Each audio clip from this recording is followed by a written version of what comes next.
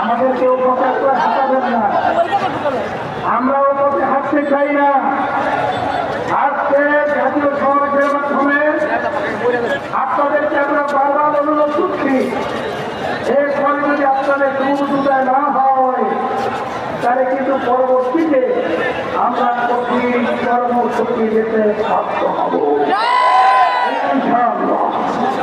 আপনারা এসেছেন, আপনাদের সকলকে আমাদের পক্ষ থেকে আন্তরিক ধন্যবাদ, মোবারকবাদ এবং তাদের সাংবাদিক বন্ধুদেরকে ধন্যবাদ মোবারকবাদ জানিয়ে, প্রশাসন ভাইদেরকে আন্তরিক ধন্যবাদ মোবারক জানিয়ে আজকে আমার এখানে আলোচনা শেষ করছি। আমাদের চেষ্টা করে